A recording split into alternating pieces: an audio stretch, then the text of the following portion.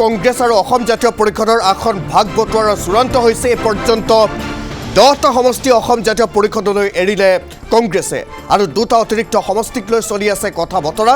এই পৰ্যন্ত চূড়ান্ত হৈছে খোৱাং, ডিব্ৰুগড়, শদিয়া, সৰুপথাৰ, বিন্নাকান্দি, বহৰমপুৰ, গুৱাহাটী চেণ্ট্ৰেল, পলাশবাৰী, বজালী, ধেমাজি বা মৰিগাঁৱৰ ভিতৰত যিকোনো এটা লাভ কৰিব অসম জাতীয় পৰিষদে। বৰাকৰ আন এটা সমষ্টি আৰু মাহমৰা বিচাৰিছে অসম জাতীয় পৰিষদে। মিত্ৰতা সূত্ৰে 12টা সমষ্টি লাভ কৰিব অসম জাতীয় পৰিষদে। খোৱাং আমি প্ৰাৰ্থীকেইগৰাকী এই মুহূৰ্তত উল্লেখ কৰিব বিচাৰিছোঁ। খোৱাঙৰ পৰা লুৰিণজ্যোতি গগৈ, শদিয়াৰ পৰা জগদীশ ভূঞা, ডিব্ৰুগড়ৰ পৰা মৈদাক পাত্ৰ, সৰুপথাৰত জীৱন চুতীয়া, বহৰমপুৰৰ ৰাজেন গোহাঁই, গুৱাহাটী চেণ্ট্ৰেলত KN চৌধুৰী, পলাশবাৰীত পংকজ লোচন গোস্বামী, বজালীত দিলীপ বৰুৱা, বিন্নাকান্দিত ৰেজাউল কৰিম চৌধুৰী, মৰিগাঁও বাণী দাস অথবা ধেমাজিৰ নৰেন কুমাৰ পাও। অসম জাতীয় পৰিষদৰ এইকেইগৰাকী প্ৰাৰ্থীয়ে সমষ্টিকেইটাত প্ৰতিদ্বন্দ্বিতা কৰাৰ তথ্যখিনি আমাৰ হাতলৈ ইতিমধ্যে আহিছে। পুনৰ এবাৰ উল্লেখ কৰিছোঁ, কংগ্ৰেছ আৰু অসম জাতীয় পৰিষদৰ আসন ভাগ বটোৱাৰা চূড়ান্ত হৈছে। এই পৰ্যন্ত 10টা সমষ্টি অসম জাতীয় পৰিষদলৈ এৰি দিছে কংগ্ৰেছে আৰু 2টা অতিৰিক্ত সমষ্টিক লৈ চলি আছে কথা বতৰা। এই পৰ্যন্ত চূড়ান্ত হৈছে খোৱাং, ডিব্ৰুগড়, শদিয়া, সৰুপথাৰ, বিন্নাকান্দি, বহৰমপুৰ, গুৱাহাটী চেণ্ট্ৰেল, পলাশবাৰী, বজালী, ধেমাজি বা মৰিগাঁৱৰ যিকোনো এটা লাভ কৰিব অসম জাতীয় পৰিষদে। বৰাকৰ আন এটা সমষ্টি আৰু মাহমৰা বিচাৰিছে অসম জাতীয় পৰিষদে আৰু মিত্ৰতা সূত্ৰে 12টা সমষ্টি লাভ কৰিব যিহেতু অসম জাতীয় পৰিষদে। ইতিমধ্যে 10টা অসম জাতীয় পৰিষদক দিয়া হৈছে, বাকী 2টাক লৈ কথা বতৰা অব্যাহত আছে। খোৱাঙত লুৰিণজ্যোতি গগৈ, আকৌ এবাৰ উল্লেখ কৰিছোঁ, খোৱাঙৰ পৰা প্ৰতিদ্বন্দ্বিতা কৰিব অসম জাতীয় পৰিষদৰ সভাপতি লুৰিণজ্যোতি গগৈয়ে। শদিয়াৰ পৰা জগদীশ ভূঞা, ডিব্ৰুগড়ত মৈদাকা পাত্ৰ, সৰুপথাৰ জীৱন চুতীয়া, বৰহমপুৰৰ ৰাজেন গোহাঁই, গুৱাহাটী চেণ্ট্ৰেলত KN চৌধুৰী, পলাশবাৰীত পংকজ লোচন গোস্বামী, বজালীত দিলীপ বৰুৱা, বিন্নাকান্দি ৰেজাউল কৰিম চৌধুৰী, মৰিগাঁও বাণী দাস অথবা ধেমাজিত নৰেন কুমাৰ পাও। এইকেইগৰাকীৰ প্ৰাৰ্থীত অসম জাতীয় পৰিষদৰ তৰফৰ পৰা ইতিমধ্যে নিশ্চিত হৈছে। আকৌ এবাৰ উল্লেখ কৰিছোঁ, কংগ্ৰেছে মিত্ৰতাৰ সূত্ৰে 12টা সমষ্টি দিয়াৰ কথা আছিল। ইতিমধ্যে 10টা সমষ্টি অসম জাতীয় পৰিষদক এৰি দিছে আৰু 2টা সমষ্টিক লৈ কথা বতৰা চলি আছে। বৰাকৰ এটা সমষ্টি আৰু মাহমৰা সমষ্টিক লৈ। কংগ্ৰেছ অসম জাতীয় পৰিষদৰ আসন ভাগ বটোৱাৰা চূড়ান্ত হৈছে। এটা বিগ পলিটিকেল ব্ৰেকিং আপোনালোকক এই মুহূৰ্তত জনাইছোঁ।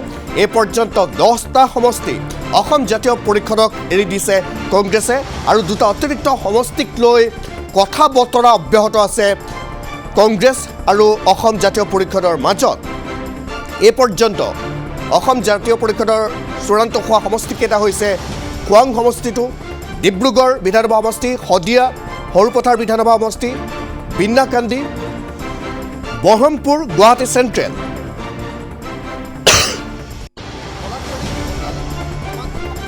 ভিতৰত যিকোনো এটা লাভ কৰিব অসম জাতীয় পৰিষদে। ঠিক তেনেধৰণে বৰাকৰ আন এটা সমষ্টি বিচাৰিছে আৰু মাহমৰা বিচাৰিছে অসম জাতীয় পৰিষদে। যিহেতু মিত্ৰতা সূত্ৰে 12টা সমষ্টি লাভ কৰিব অসম জাতীয় পৰিষদে আৰু সেই 12টাৰ ভিতৰত 10টা ইতিমধ্যে দিয়া হৈছে, বাকী 2টাক লৈ আলোচনা অব্যাহত আছে। খোৱাঙত লুৰিণজ্যোতি গগৈ, আকৌ এবাৰ উল্লেখ কৰিছোঁ প্ৰাৰ্থীকেইগৰাকী। শদিয়াত জগদীশ ভূঞা, ডিব্ৰুগড়ত মৈদাকা পাত্ৰ, সৰুপথাৰ জীৱন চুতীয়া, বহৰমপুৰৰ ৰাজেন গোহাঁই, গুৱাহাটী চেণ্ট্ৰেল KN চৌধুৰী, পলাশবাৰী পংকজ লোচন গোস্বামী, বজালীত দিলীপ বৰুৱা, বিন্নাকান্দিৰ ৰেজাউল কৰিম চৌধুৰী, মৰিগাঁও বাণী দাস অথবা ধেমাজিৰ নৰেন কুমাৰ পাও। এইকেইগৰাকীক ইতিমধ্যে অসম জাতীয় পৰিষদৰ তৰফৰ পৰা আগবঢ়াই দিয়া হৈছে 26ৰ বিধানসভা নিৰ্বাচনক লৈ। এই সমগ্ৰ বিষয়টো সন্দৰ্ভত ৰাইজৰ দলৰ সভাপতি অখিল গগৈৰ প্ৰতিক্ৰিয়া আহিছে। আমি প্ৰতিক্ৰিয়া মুহূৰ্তত আগবঢ়াইছোঁ। মইতো নাজানো, কালি মোক এজন আমাৰ বিৰোধী ঐক্যমঞ্চৰ লিডাৰে ফোন কৰিছিলে। ফোন কৰি কিন্তু তেখেতে জনাইছিলে যে তেখেতক কংগ্ৰেছৰ পিনৰ পৰা 24 তাৰিখে বিৰোধী দলবিলাকৰ যিটো তালিকা, সমষ্টিৰ তালিকা, সেইবিলাক ঘোষণা কৰিবৰ কাৰণে সময়সতীয়াভাৱে সংবাদ মাধ্যমৰ সন্মুখত ঘোষণা কৰিবৰ কাৰণে নিমন্ত্ৰণ কৰা বুলি ক'লে। লগতে মোক এই বুলিও খবৰ দিছিলে যে ৰাইজৰ দলক আসন এৰি দিয়া নহ'ব, তেওঁলোকৰ লগত বুজাবুজি নহ'ব, গতিকে কংগ্ৰেছে বাকী দলবিলাকৰ লগত 24 তাৰিখে আসন ভাগ বিতৰা কৰিব। এইবুলি মোক বিৰোধী দলৰ নেতাজনে মোক ফোন কৰিছিলে। তেতিয়া মই ক'লোঁ যে এইটো কেনেকুৱা কথা, আমি সকলোৱে মিলি খেলিম, কিন্তু তাৰপিছত তেনেকুৱা কোনো খবৰ অহা নাই। মই জনামতে তাৰপাছত বাকী দলবিলাকে অপ'জ কৰিছে যে আমি চবেই একেলগেহে খেলিম বুলি, আৰু গতিকে কথা পাতি ল'বলৈ কংগ্ৰেছক অনুৰোধ কৰিছে। মই নাজানো যে বাতৰি কাগজত বা টিভিত এনেকুৱা কিবা নিউজ আহিছে নেকি। যদি সঁচাকৈ তেনেকুৱা ধৰণৰ সিদ্ধান্ত লয়, নিশ্চয় নকৰে মই ভাবোঁ। এনেকুৱা বিশ্বাসঘাতকতা কিয় কৰিব, কাৰণ আমাৰ লগত আলোচনা চলি আছে। যদি সঁচাকৈ কংগ্ৰেছে যদি ৰাইজৰ দলক এৰি আন দলবিলাকৰ লগত, কালি মোক এজন বিৰোধী নেতাই জনাইছিলে যে এনেকৈ কৰিবলৈ লৈছে কংগ্ৰেছে, কিন্তু তাৰপিছততো তেওঁলোকে জনালে যে নাই, আমি কোনো পধ্যে নাযাওঁ, তেনেকৈ আমি একেলগেহে যাম, আৰু বিৰোধী ঐক্য মঞ্চ এবাৰ হ'বই লাগিব। গতিকে যদি আমাক কংগ্ৰেছে বিশ্বাসঘাতকতা কৰে, সেইটো অকল আমাৰ প্ৰতি বিশ্বাসঘাতকতা নহ'ব, এইটো অসমীয়া জাতিৰ প্ৰতি বিশ্বাসঘাতকতা।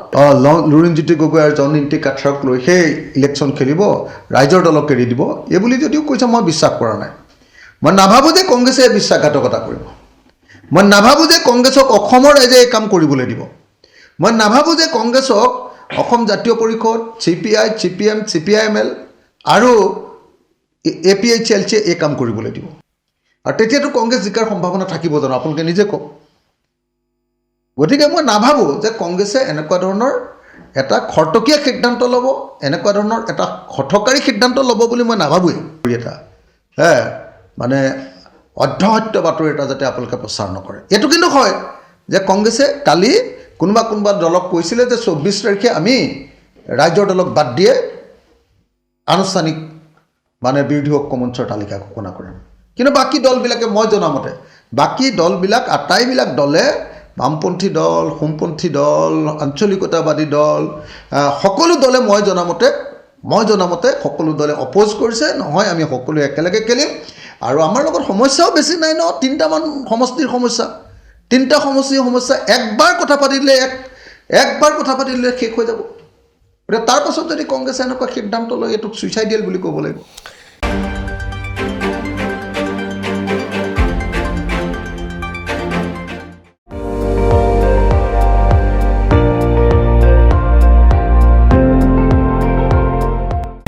আপুনি চাই আছে ND24, সৰ্বশ্ৰেষ্ঠ নহয়, সৰ্বোত্তমৰ দৌৰত।